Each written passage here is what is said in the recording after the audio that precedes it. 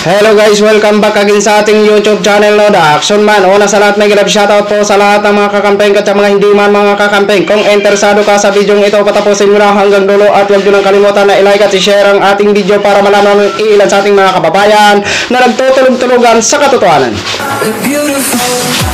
So muli naman nagbabalik ang nag-iisa nyong host na si The Action Man para magbigay ng komentaryo at reaction sa mga mainit ng issue ng bayan.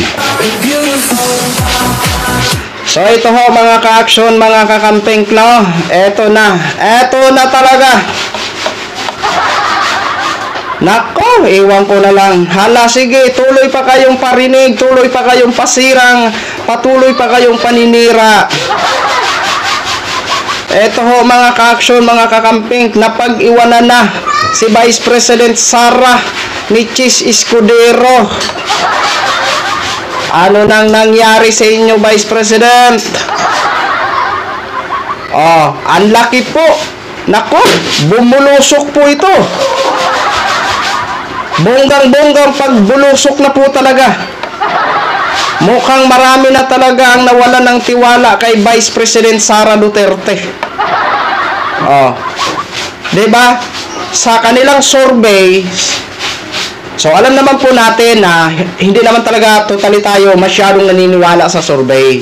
Pero kung titingnan natin ang senaryo ngayon sa ginagawa ni Vice President Sara, na lagi siyang nagpaparinig, lagi siyang naglalabas ng kanyang sama ng loob, instead na makakuha si Sara ng simpatya, lalo pong bumababa.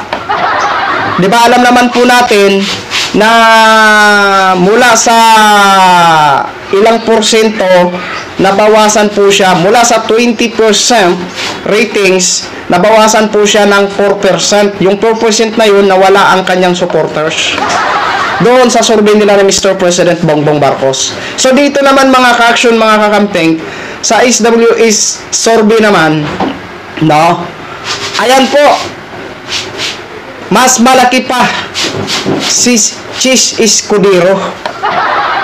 'Di ba? Ayon po ito sa report ng UNTV. Pero tika lang mga ka-action, bakit nagtataka ako sa UNTV?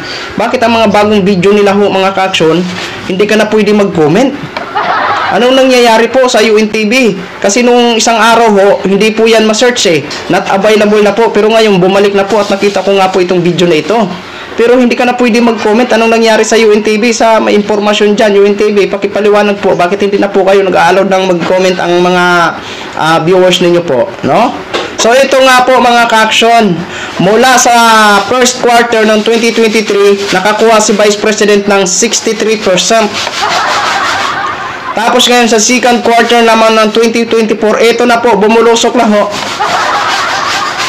Mula sa 63, 44% na lang.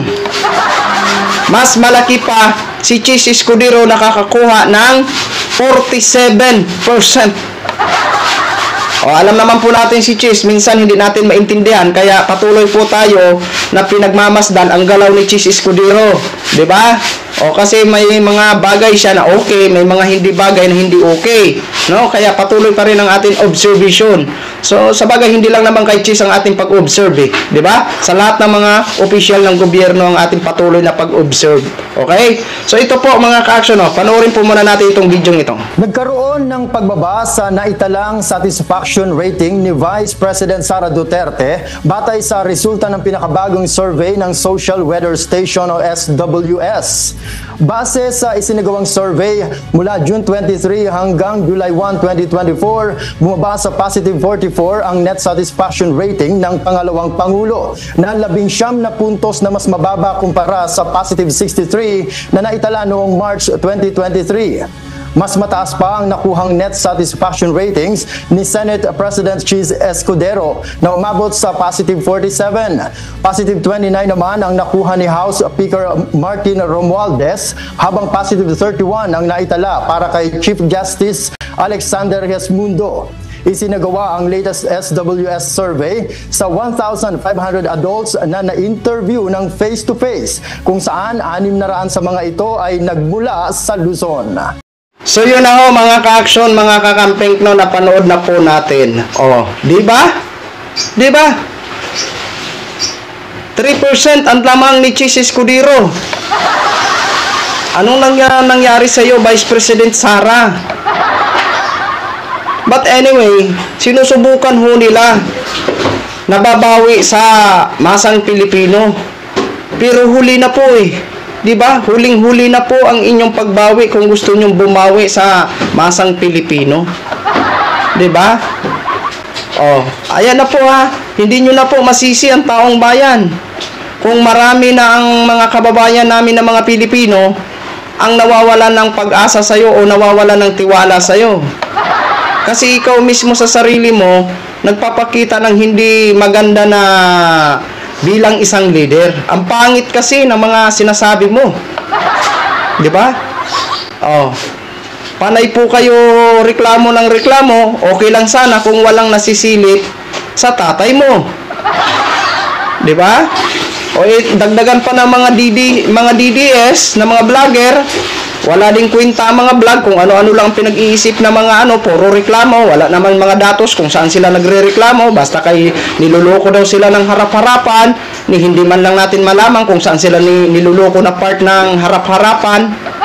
'Di ba? Basta lang kayo makapagyaw-yaw sa kanilang vlog, okay na. 'Di ba? Eh ang mga viewers din ho nila, hindi man siguro nagtataka, tawa lang ng tawa. Eh di nagpararihas na lang silang syunga. 'Di ba? Oh. Yan po ang pagbulusok na yan, grabe na yan, 'di ba? Hindi isos nako, mahirap na yan maagapan.